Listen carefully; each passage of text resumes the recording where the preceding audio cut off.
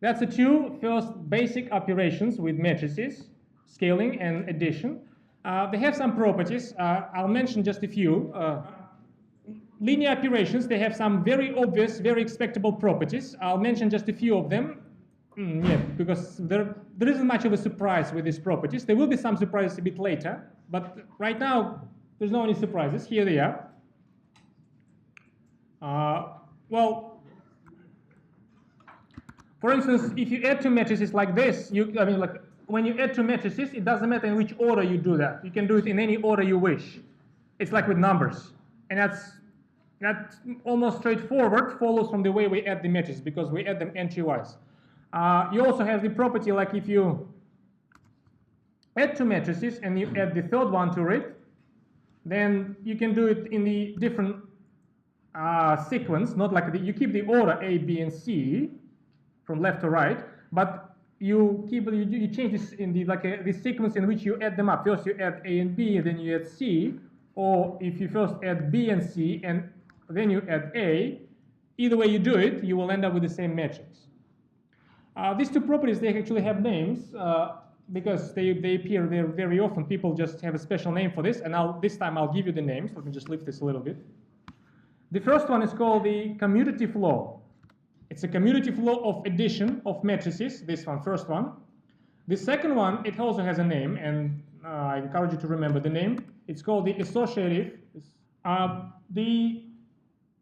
Actually, the property which I want to draw your attention to is this property actually. With numbers. You have a special number of a special quality which you call zero number. It's a number which has if you try to qualify this number in terms of the properties, there's one single property which qualifies that number. It's something like this. I restate this property in terms of the matrices right now, but it modeled from my experience with numbers. It says this: there is a special matrix, and I use the zero symbol, but I will use a zero in the boldface.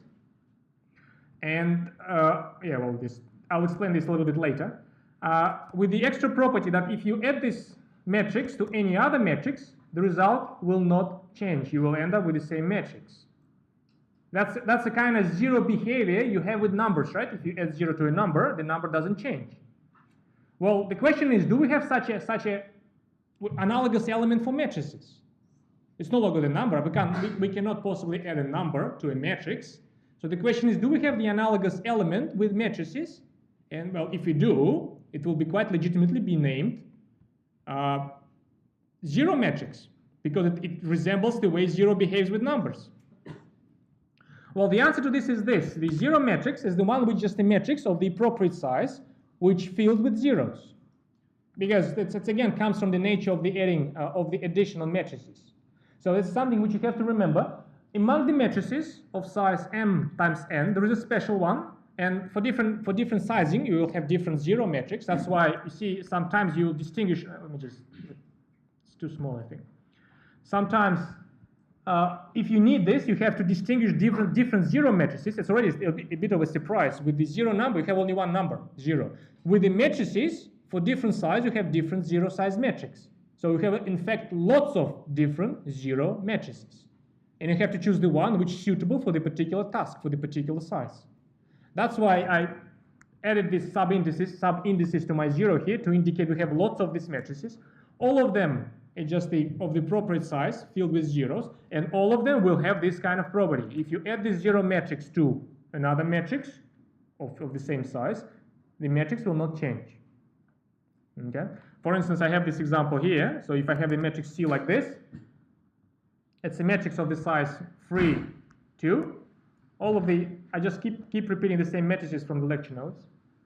The appropriate size zero matrix, with the suitable size of the zero matrix will be this matrix.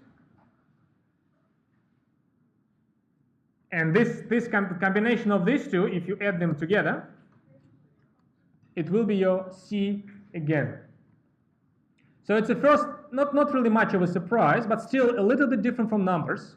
With the matrices, you have to, but it's similar to vectors actually, right? When you think about the zero vector, you have actually lots of zero vectors. I mean, when you think about them as a n tuple of numbers, not geometrically. Geometrically, zero vector always the same, it's just a point, a dot. But with the n tuple of numbers, you have lots of zero vectors. I didn't really stress that much when we discussed vectors with you, but if you think about that, you have lots of them.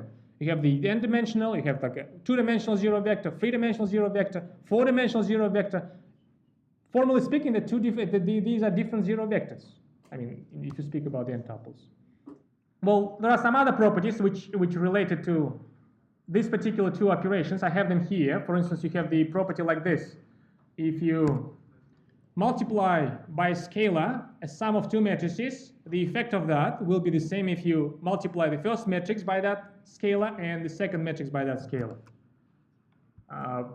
And you also have the property like that if you have a sum of two scalars and you multiply the matrix by a sum of it, the effect of that will be the same if you multiply separately matrix A with the scalar lambda and the matrix A with the scalar mu and add them together.